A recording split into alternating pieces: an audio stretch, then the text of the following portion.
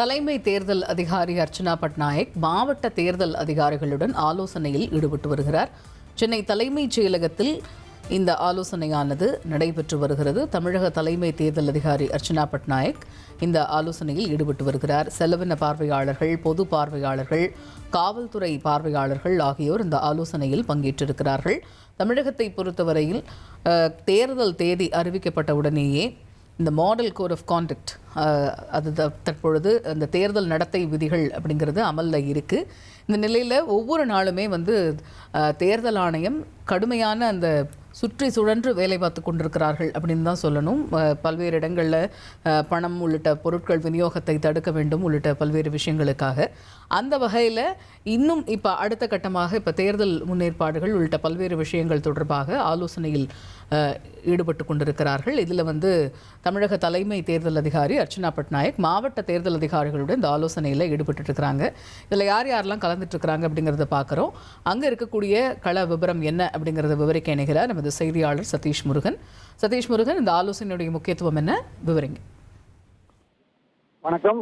April 23 சட்டமன்ற பொது தேர்தல் நடைபெற உள்ள சூழ்நிலையில பல்வேறு ஆலோசனை கூட்டங்களையும் அதே போல ஆய்வு கூட்டங்களையும் தலைமை தேர்தல் அதிகாரி, தமிழகத்திற்கான தலைமை தேர்தல் அதிகாரி அர்ச்சனா பட்நாயக் நடத்தி வருகிறார். அந்த வகையில இன்று தலைமைச் செயலகத்துல சென்னை, திருவள்ளூர், காஞ்சிபுரம், செங்கல்பட்டு ஆகிய 4 மாவட்டங்களுக்கான தேர்தல் அதிகாரிகள், செலவின பார்வையாளர்கள், பொது பார்வையாளர்கள், காவல்துறை பார்வையாளர்கள் ஆகியோருடன் ஆலோசனை என்பது மேற்கொள்ளப்பட்டு வருகிறது. இந்த 4 மாவட்டங்களை பொறுத்தவரையில சென்னையில மாநகராட்சி ஆணையர் இருக்கக்கூடிய குமரகுருபரன் மாவட்ட தேர்தல் அதிகாரியாக இருக்கக்கூடிய சூழல்ல பிற மாவட்டங்கள்ல மாவட்ட ஆட்சியர் மாவட்ட தேர்தல் அதிகாரியாக இருந்து வருகிறார்கள். ஏற்கனவே அந்தந்த மாவட்டங்கள்ல தேர்தல் நடத்துவது தொடர்பாகவும் அதே போன்று முன்னேற்பாடுகள் தொடர்பாகவும் பல்வேறு கட்ட ஆலோசனை கூட்டங்கள் நடைபெற்று நடவடிக்கைகள் மேற்கொள்ளப்பட்டு வரக்கூடிய சூழ்நிலையில மாவட்ட வாரியாக இந்த ஆலோசனை கூட்டம் நடைபெறுகிறது.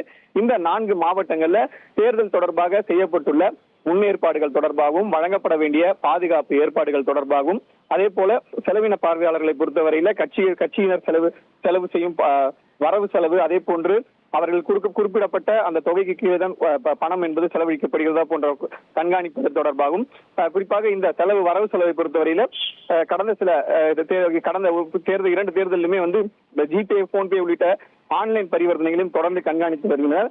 அந்த அடிப்படையில பல்வேறு முறைகேடுகள், அதாவது வாக்காளர்களுக்கு பணம் வழங்குவது தொடர்பான பல்வேறு புதிய யுக்திகள் எதுவும் கையாளப்படுகிறதா, அதை தடுப்பது எவ்வாறு, பாதுகாப்பு ஏற்பாடுகளை பொறுத்தவரையில காவல்துறையினுடைய பார்வையாளர்கள் இதில் இடம்பெற்றிருக்கிறார்கள்.